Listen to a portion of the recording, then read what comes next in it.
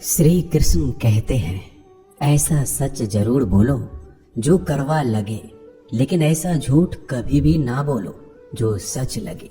अपने जीवन में कभी भी ना किसी को आनंद में वचन दे, ना क्रोध में वचन दे, ना ही दुख में कभी निर्णय ले। गीता में लिखा है, यदि कोई आपको अच्छा लगता है तो अच्छा वो नहीं, अच्छे आप है, क्योंकि उसमें सच्चाई देखने वाली नजर आपके पास है। अपनी पीड़ा के लिए संसार को दोष मत दो, अपने मन को समझाओ। तुम्हारे मन का परिवर्तन ही तुम्हारे दुखों का अंत है। सोच और नीयत अच्छी रखिए, फिर आपके कष्ट प्रभु स्वयं दूर कर देंगे। लोग अपने शरीर को सुंदर बनाने में लगे रहते हैं, पर आत्मा की सुंदरता शरीर की सुंदरता से कहीं ज्यादा महत्वपूर्ण है।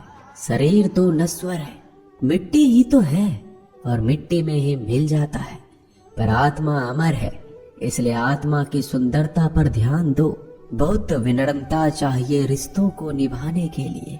छल कपट से तो सिर्फ महाभारत रची जाती है। इंसान की सोच ही उसकी सबसे बड़ी पहचान है, वरना दुनिया में एक नाम के कई इंसान हैं। उस इंसान का मंजिल से भटकना तय है जिसकी संगत में नकारात्मक लोग रहते हैं। समय एक सा नहीं रहता है, आज दुख है तो कल सुख भी आएगा, और सुख के बाद दुख भी आना स्वाभाविक है। आपको पूरे धैर्य और श्री कृष्ण पर विश्वास के साथ अपना जीवन निर्वाह करना चाहिए। ये 5 चीजें अभी से छोड़ दीजिए। दूसरों को खुश करना, दूसरों से उम्मीद करना, अपने भूतकाल में जिंदगी जीना, अपने आप को किसी से कम आंकना और ज्यादा सोचना, तभी आप सबसे बेहतर जिंदगी जी पाएंगे। आजकल किसी के गुणों से ज्यादा रूप, रंग और कपड़ों को देखा जाता है, पर याद रखना, एक दिन रूप, रंग और कपड़े तो धोखे दे ही जाते हैं, पर जिसमें गुण है वह हमेशा साथ निभाएंगे। जो व्यक्ति किसी के चेहरे पर हंसी और जीवन में खुश लाने की क्षमता रखता है, ईश्वर उसके चेहरे पर कभी हंसी और जीवन में खुशी कम नहीं होने देते।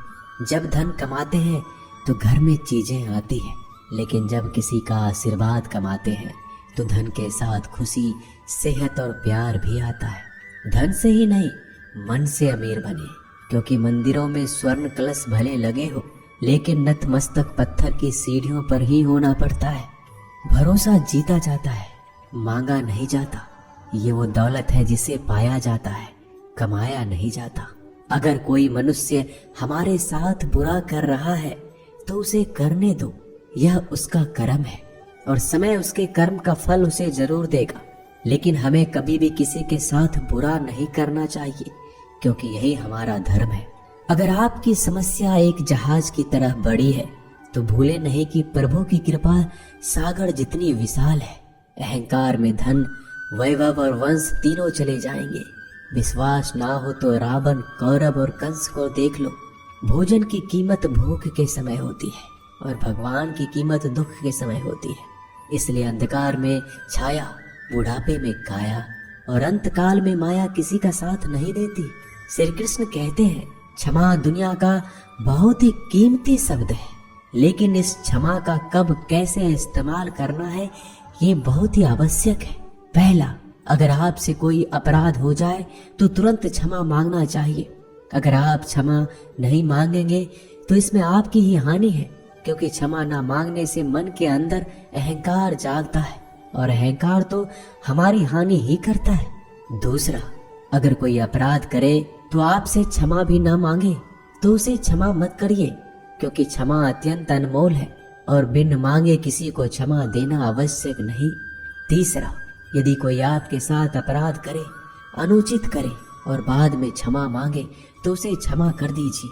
इससे आपके भीतर की करुणा जागेगी, प्रेम जागेगा और यह आपके लिए शुभ ही है। चौथा, अगर आप कोई अपराध कर दो तो क्षमा अवश्य मांगना, इससे आपको लाभ ही होगा, क्योंकि सामने वाले व्यक्ति आपको क्षमा करे या ना करे, आपके अंदर का अहंकार गिरता है और आपका मन अधिक निर्मल हो जाता है।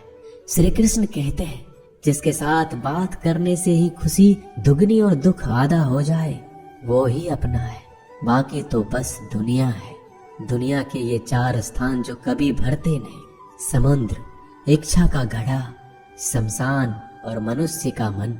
कभी भी किसी भी रिश्ते का गलत इस्तेमाल मत करना, क्योंकि रिश्ते तो बहुत मिल जाएंगे पर जिंदगी में अच्छे लोग बार बार नहीं आएंगे। बिना कुंडली मिलाए आजीवन चलने वाला एक अद्भुत संबंध केवल मित्रता है। यदि हमारी नीयत अच्छी और मकसद सही है तो किसी ना किसी रूप में ऊपर वाला भी हमारी मदद करता है।